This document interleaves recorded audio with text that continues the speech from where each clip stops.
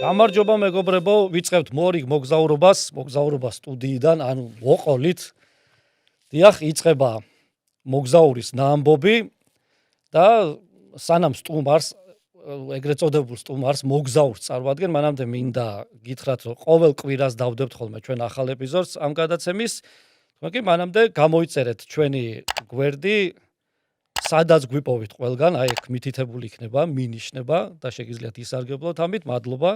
წინასწარ, ეხლა კი ჩვენი დღევანდელი მოგზაური, ეს გახლავთ მამუკა ოქიტაშვილი, ძალიან კარგი ქალაქელი კაცი, ბევრი რეგალიით, სხვათაშორის მას ბევრი კარგი, ასე ვთქვათ, გატაცება, ის მაინტერესებს მოგზაურობის კუთხით, მაგრამ ბევრი კარგი ხაზი აქვს მამუკას, მე შემიძლია ახლა ჩამოვთვალო, ესე იგი, შენი გატაცებები, ცხოველები, ძაღლები გიყვარს უზომოდ, მოტო, რომელსაც მე მგონი შენი მარჯვენა ხელი თუ მეგობარი თუ რა დავარქვა, გახდა ფეხბურთი, ეს განუყოფელი სპორტის ზოგადად, ხო?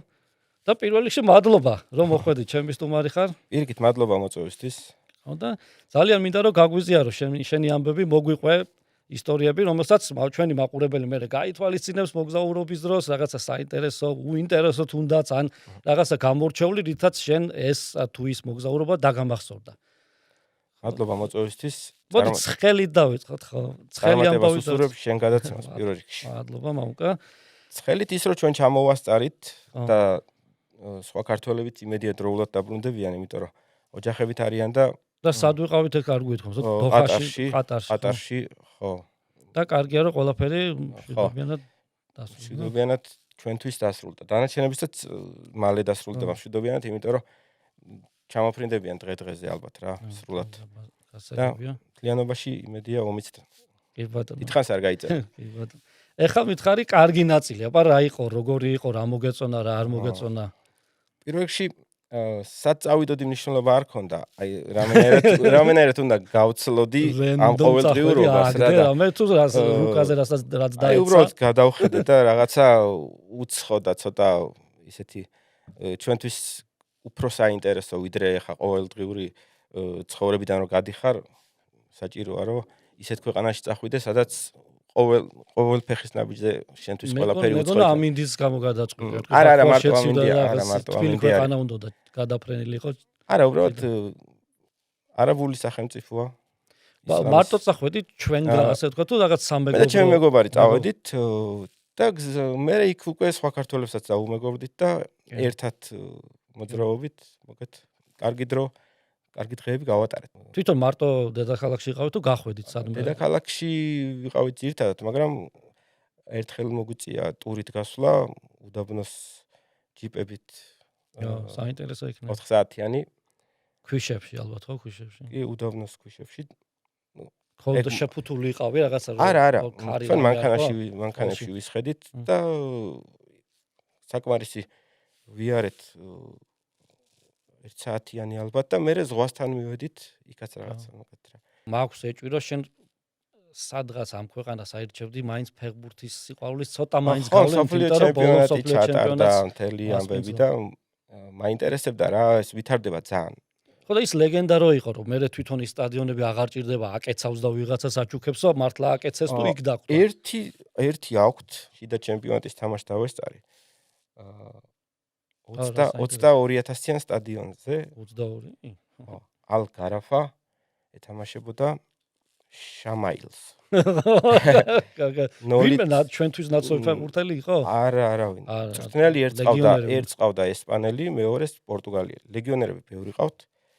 უბრალოდ სტადიონზე არავინ არ იყო რა. დაქირავებული თუ არ ვიცი, ფან-კლუბი როგორ თქვა, მაგრამ შიდა ჩემპიონატის მაყურებლის დასა. მაყურებელი თითქმის არ იყო, მარტო ჩვენ ვიყავით რა. $10 გადავიხადეთ 4 ბილეთში. ხო და ძალიან იმათვისაც ეგზოტიკური იყო ჩვენი დანახვა, რომ სურათების გადაღებაც კი მოვუდათ ვიღაცებს და საინტერესო. თან გოგო სტადიონზე იქ დაშვებული არის, მაგრამ აქტიურად არავინ არ მიდის რა და მაგრამ სოფლიო ჩემპიონატზე იყვნენ ახლა. ჩვენ მეგობრები გოგოები იყვნენ და დავესწარით რა.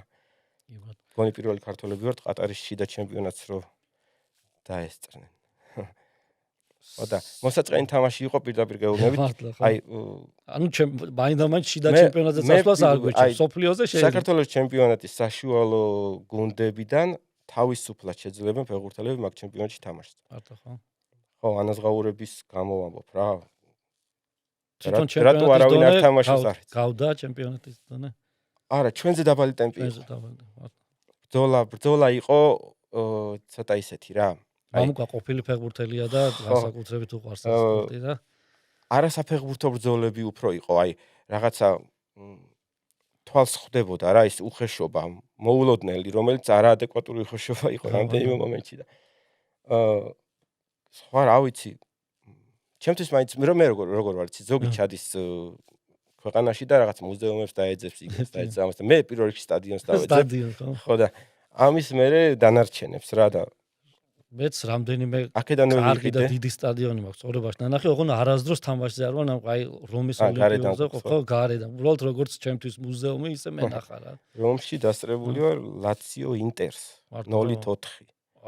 რომელი წელი? 90 ისა 2018. საინტერესო. ხო და თან ის იყო მეორე დღეს უკვე სხვა ქალაქში გადავდიოდი. სერია იყო, ტური. სერია იყო.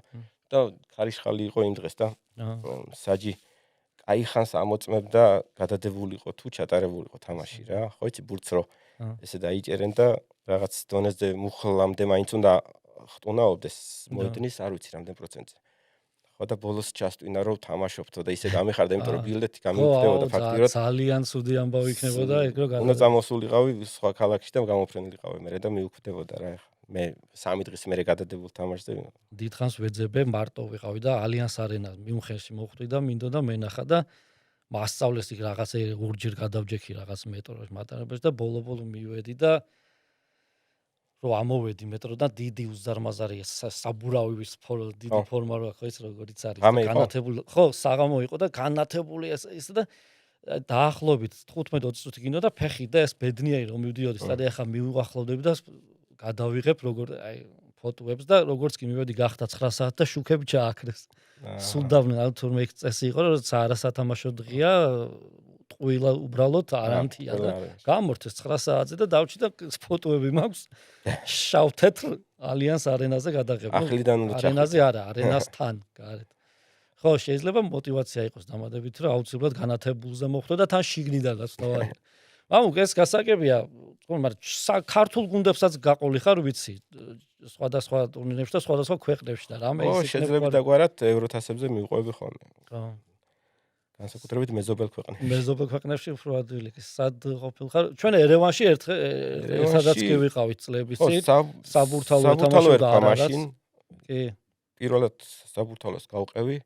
არა, ერევანში ორჯერ ვარ ნაყოფი ერთხელ ვარ System of a Down-ის კონცერტზე. იმიტომ მე თამაში ვერ გავიხსენე. ხო და მეორედ წავედით ფეხბურთზე ჩვენთან ერთად რო ვიყავი. არარატ არმენიას იქ მოუგეთ. 19 წელი.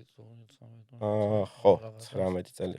იქ მოვიგეთ. 2-1 მოვიგეთ და იმედიანად დავბრუნდით და აქ წავაგეთ 2-0. ხო, საოცარი. და ისე იყო რომ ძალიან მარტივი გუნდი ლუქსემბურგის შემდეგი მეტოქე გველოდებოდა და გავდიოდით ჯგუფში შევდიოდით. რაღაცა განმეორებით მატჩი ვერ შევაფასე. ერევნის არარატ არმენიამ გაგვაჩერა. ჩიხურას გავყევი ერთხელ. ნეფჩისთან. ხო, მან ინციდენტი მოხდა რაღაც.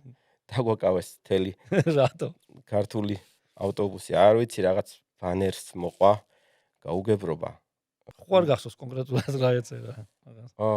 ჩვენი დაკარგული ტერიტორიები იყო შემოერთებული და ოთარ ჭილაძის სიტყვები ეწერა როგორც მახსოვს დაკარგულად არ მიმაჩნია რაც ჩემინებით არ დამითმი.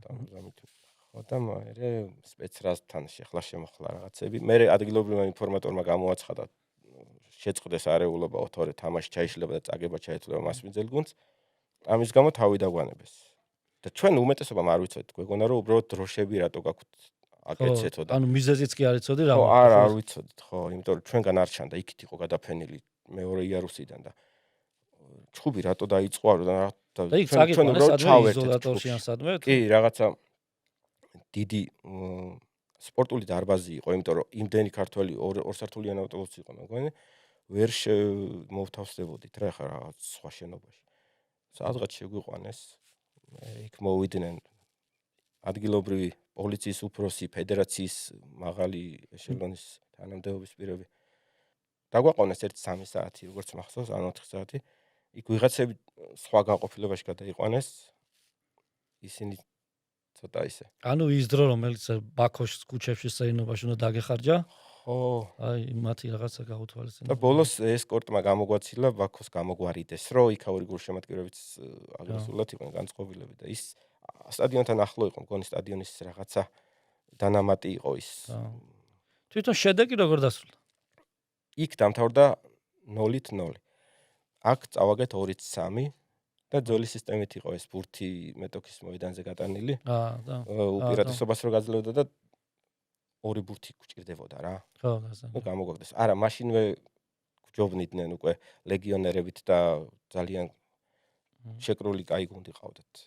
ნუ იქ 0-0 კაი შედეგი იყო, მაგრამ ჩვენ აქ ლოკომოტივზე მესხზე ვერ მოვიდეთ. ბაქო მე მიყვარს ბაქო, მომეწონა ძალიან ერთი სასიამოვნოთ ბაქოში მეორედ ვიყავი. გამოვცა, მაგრამ სადა ისინი მიწისქვეშა ისე სულ მარმარილოში რუყავდა მოწესრიგებული გაწყრიალებული. არა, ლამაზი ქალაქია ძალიან. მაგრამ ახლა მეორედ სიმდიდრით ვიყავი ყარაბაღი ჩელსიზე. ყარაბაღი ჩელსიზე. ჩემპიონთა ლიგაზე ჩავედით. მაგარი.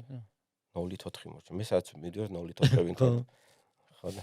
მაგრამ ნუ ლიგის ჯგუფურ ეტაპზე მოხვდა და იმათვის მაინც ზეიმი. 70,000-იანი ოლიმპიური სტადიონი გაივსო. ოღონდ ხელოვნურად ყავდათ გავსებული, როგორც შევატყე, იმიტომ რომ აი ბავშვები მშობლებთან ერთად აი რაღაცა ბაბაები ღონისძიება იყო.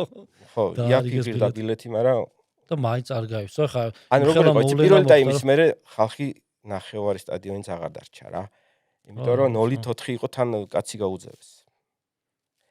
მას პინძლებს და ამ ხელა მოვლენა ჩემპიონთა ლიგის ჯგუფურ ჩელსის კურტუა ყავდა, აზარი ყავდა, ვიღაცა. ხო, კარგი. ეგ იცი რა ფაქტმა რა გამახსენა, იცი ჩვენი მეგობარი ჩავიდა რაღაც სიუჟეტის გასაკეთებლად ინგლისში. იცი რომელ წელს აი რამდენიმე თვის გამხდარია ჩემპიონი კლაუდიო რანიერის ის ლესტერი. ქუჩაში გააჩერა ახალგაზრდა ბიჭი რომ სტადიონი სად არისო, ვერ მიაგნო რა რაღაც. იმან რისი სტადიონი გიწა. ხო და ფეხბურთის სტადიონი არ იცოდა და ანუ იმის კომიდა ხა ხელა მოვლენა კიდე როდის გახდება ჩემპიონი არ ვიცი და ტიპმა არ იცოდა ახალგაზრდა კაცმა ხა ჩვენთვის ყველას არ აინტერესებს ახლა ეს სპორტი კი არ ევალება უბრალოდ თვითონ ჩვენთვის ჩანს ძალიან უცნაურად ხო იმიტომ რომ ადამიანები ახლა განსხვავდებიან თავისთავად ახლა ყველას ერთი ინტერესი შეიძლება ხო და ახლა ჩემთვის იმ ხელა მოვლენაა ეგ და ახლა ბაგაბაღებიდან არ უნდა მოეყვანათ ხალხი რომ გაევსო შეიძლება ფასი დაადეს დიდი თუ არა ჩვენ ფულზე 7 ლარი ღირდა ძალიან კარგი ადგილი სხვათა შორის და დანარჩენი ბილეთები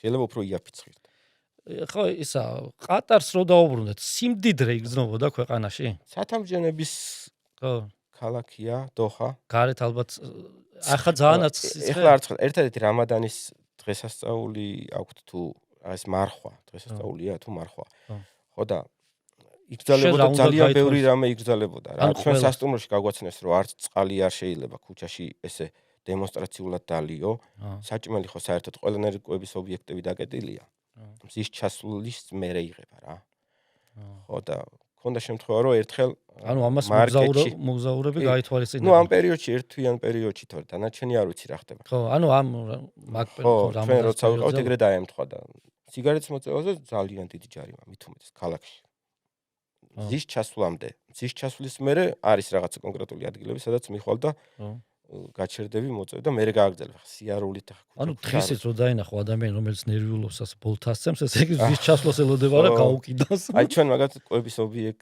რაღაცა ბარში შევედით და მენიუ რაღაცები ყველაფერი უკვე ნათქვამი გვაქვს და არ მოაქვს ამას და რო შევახსენეთ ნახევარი საათიო და მერე მაგიტას ვერ გავაწყობ იქამდე და ვიჯექით და ვისხედით და ველოდებოდით სხვა გზა არ იყო რა არსად არ იქნებოდა მაინც ხია და შესულები იყო დავრჩით პარე გასაგებია შენობებში რა ხდებოდა რითი გაგაოცეს არ ხარობს არაფერი აი პალმების ის რო არის ბულვარი კი ბატონო პალმას ხელი რო შევეხე არ იყო ხის ეგრევე მივხვდი და მე რო მოვიძიე რა ინფორმაცია ეგეც ხელოვნურებია ხეხილი არ ხარობს ფაქტიურად ანუ დიდი ძალისხმევა გჭირდება, რომ ანუ ყველაფერი ჩატანილია, თქვათ. ხო, აი ლამაზი ხე აზრებს. ჩანს მიხვალ ამ აჰა. ხესთან და რო შეეხები ამ ყვავილებს ნაჭრის არის. კი ბარა ჟანგბადს რა გამოყოფს, ანუ ვინ გამოყოფს ქვეყანაში? ვიცი. ზაფხულში სხვათა შორის რაღაცა 60 გრადუსამდე სავენტილაციო ადის და სისტემები როგორც აქვს? ვიცი რა. ხო.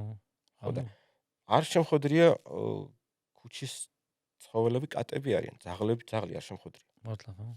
ხო, მე ხო იცი ხო ეგრევე ყურადღებას მიაქცევდი ხო? ქუჩის ცხოველებს ვეძებ, ხო, კატები ვნახე. სხვა შორის არ იყვნენ კარგ მდგომარეობაში, მართლა. შიურები, გამოუყვებით, ადგილობრივი გულგრილები არიან სავარაუდოდ. ძაღლი არ ითვლება, თქვათ რაღაც მდიდარი ადამიანის არ ვიცი, ფიზიკურად ძაღლი ვინმე პატრონიანიც რო ასე თანმხლებ. ირნებდეს, ეგეც არ შემხოდა. არა ხო? აკლემები ყავთ, აკლები. ცხენები იჯექი. ყავთ. არა. იგივე სიტუაცია როგორც ეგვიპტეში იციან, რომ დააქვსვამენ და მე აღარ ჩამოგსვამენ თუ არ გადაიხადე, ეგეთი რამე ხო, აქვთ ეგის რო. აქ არ უჭირთ ისე რომ ახლა რაღაცა $5 გულისთვის არა, მანდა გაგიჩალიჩ. მანდა მაგებს არ კადრულობენ, ხო, ეგვიპტეში ძალიან გაჭირვება. რამე არის იქ ჩასვლის დროს უნდა გავითვალისწინოთ? იქ ჩასვლის დროს პრინციპში ტაქსები ღირს საკმაოდ იაფი. ტაქსი ხო? ჩვენ რა არის, მოგზაურობას რა ის აქვს, გააჩნია ვისთან ერთად მიდიხარ ხო. თლიანობაში. შეიძლება ორი ძალიან ახლო მეგობარი გადაწყვეტს რომ მიდიან, ერთს აქვს დასვენება გადაწყვეტილი და მეორეს მოგზაურობა. კი ბატონო. ეს ერთმანეთისგან ძალიან განსხვავებული რაღაცაა. აუცილებლად ადამიანი ინტერესები მოგზაურობიდან ბრუნდებით დაღლილი. მე ერთი დღეღამე მეძინა ისეთი დაღლილი დაბრუნდი. ფეხით შემოვიარეთ ძალიან დიდი ტერიტორია დღის განმავლობაში სასტუმროში ავბრუნდებოდით რა. იმიტომ რომ ჩვენი ერთი ჭკუის მეგობრების შევიკრიბეთ საბოლოოდ და მიზანი გქონდა რა შეიძლება ხო ინფორმაცია მეტი გენახათ მოგეს საჭმელის საკვების დაიწყებული გქონდა რაღაც მომენტში რომ რა შეიძლება მოდი აქაც მოვასწროთ იქაც მოვასწროთ ასასვენებლად ვის ჩასვლამდე ჭირდა თორემ მე იცოცხლე ყველაფერს ყიდულობთ თან ვიცოდით რომ მაინც ვერ შევჭამდით ვერა უნებლიეთ ვინმე სასტუმროში გაცნობს თუ როგორ ხდება ვინმე დაგვთან სასტუმროს დაცვამ პირველ რიგში სიგარეტი რო შეაწყვეტინა ჩემ მეგობრებს მაშინ აგვიხსნა უკვე ყველაფერი რომ აქ სის ჩასვლამდე ეს არ შეიძლება. არანაირ საკვები. სასტუმროში დაბრუნდით თუ მოგშვიდებათ მიირთვით და ახლიდან გადით. ეს იყო მათი მხრიდან კომპრომისი რა. ან მაშინ რესტორანში სადმე ხო ან კაფეში ხო? რესტორანი დაკეტილია. სის ჩასვლამდე არის დაკეტილია ყველაფერი. ძალიან მომეწონა იქაური ტრასები.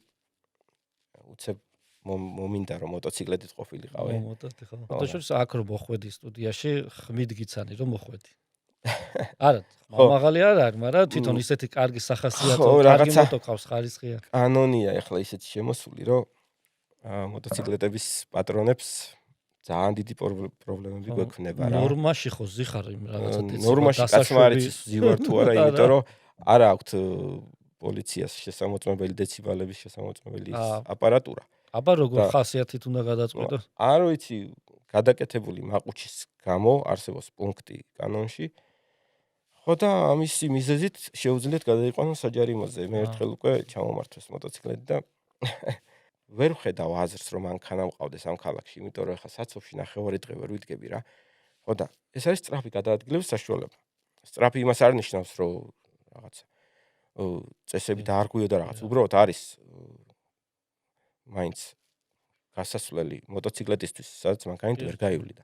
მოხერხებულია, ქალაქში ნამდვილად მოხერხებულია. მე მყავს ელექტრომოპედი. ხო. ჩემი უხმოა და ეს მე მცივა. რაღაცა შეიძლება რაღაცა მიჩვევის ამბავია რაღაცა. შენსაც არ აქვს ძრავი. ჩემსაც აქვს ძრავი და ათბობს ხო? კი, ძალიან დიდი სიმხურვალი აქვს. სიმხურვალი, მართალია. აი, რამე ხო არ გაკიდე, აბა გამორჩეულად მოგზაურობიდან მოსაყოლი. რომში მომივიდა ჩხუბი. ჩხუბი? ავტობუსში. რატო? არ ვიცი, ცოტა ხალხმრავლობა იყო და ვიღაც კაც არ მოიწონა ჩემ შემთხვევაში ჩამოთრეული, რომ ავედი ავტობუსში. ხოლოდ ახვედი და მეტი არა. არა, ნუ გავარ ჩემთვის და რაღაცა უკმაყოფილებას გამოხატავს, ახლო არ მოხვიდეო რა. ვიზუალით უკვე შეგატყო, რომ არ ახარ იქაური. ხო, ჩას ტურისტები, არ ვიცი, არ მოწონდა თუ არ ვიცი რა იყო და ბოლოს რა გუჩის დაცვამ გაგვაშვა. მართლა. დაბლა ჩამოვიყვანე ის უკვე, იმიტომ რომ იქაური ენაზე მაგინებდა მივხვდი და როგორც კი გაჩერდა. ნამდვილად იყო ადგილობრივი? არა, ადგილობრივი იყო. სხვა შორის ავტობუსის სხვა მგზავრებმაც შენიშვნა მიცეს, რომ ტყუილად რატო ხო აყენებ შეურაცხყოფას და ეხა იმას ხო არ დაუწყებ გარკვევას რაღაცებს შეერთი რა შენ მისთვის არაფერი გითქვამს ხო არა შეიძლება რამე განსხვავებული იყო ნაღდათ და ნუ ახლოს არ მოხვიდეო რა ანუ ახლო ნუ მეხებიო ფაქტიურად მაგას ითხოვდა და ჭეჭყვაში რანაირად არ შევეხოდა მეც იქ რაღაცა 1-2 აუხსენი რომ მეთქი გაჩუმებულიყო მაგრამ არ გაჩუმდა ბოლოს ჩამოვედი და ჩამოვითრიე რომში თან თამაშამდე 2-3 საათი ადრე იყო ეგ და ლაციო ინტერი იყო ძალიან არ მინდოდა ეგ თამაში გამეცდინა აი პოლიციამდე წასულიყო საქმე და ბოლოს ის ახტა ავტობუსში წავიდა კიდევ კაი რა რომში ესეთ შემთხვევა ქონდა ჩვენ ცხოვრობდი მეგობართან რომელიც ცხოვრობდა ნუ ერთ-ერთი ხაზის ესე იგი მეტროს ბოლო გაჩერებიდან კიდე მე ავტობუსი გვჭირდებოდა სადღაც 9 საათის გზა იყო და ბოლო რეის მოსწარით აი როგორც აი გავიქეცით ავტობუსი დავინახეთ დაძრა და აი კართან ჩაგვიკეტა აი რომ ესე გარედან ვეხვეწებოდით იტალიურად ასე ხო იცი რომ გაგვიღე ბოლო იყო მეტი არა არ გაგვიღო წავიდით ჩვენ დავაგვიანეთ წამი და დამთავრდა წავიდა და ალბათ საათნახევარი დაგჭირდა რომ ვისულიყავით სახლამდე სუფეხით რა მაგრამ ხანდახან აი ხასიათზე 2-3 წამის გამო შეიძლება სულ შეგეცვალოს ნუ მაგრამ მე ვთქვი რომში ვარ რა და დავედით და ვისეინეთ ან ბევრი რამე მოასწრო კიდე გზაში ეგ იყო რა ახლა დაღლილები ვიყავით და ბევრი კარგი მადლობა დიდი მადლობა შენი გამოცდილების გაზიარებისთვის კიდე საინტერესო ყოველთვის ველოდები მე აქ ადამიანებს ვისაც კიდე დაუგროვდება ახალი გამოცდილება და იქნება სურვილი მოვიდეს და მოგვიყვეს თავისი მოგზაურების შესახებ ეს გახდათ მოგზაურის ნაამბობი მეგობრებო კიდევ ერთხელ მამუკას დიდი მადლობა დღეისათვის სულ ეს იყო ჩვენ მომავალ კვირას დაგიბრუნდებით ახალი ისტორიებით ეს იყო მოგზაურის ნაამბობი და მანამდე თხოვნა იქნება გამოგვიწერეთ სადაც კი გვიპოვით ქვემოთ მითითებულია ყველაფერი დიდი მადლობა მომავალ შეხვედრამდე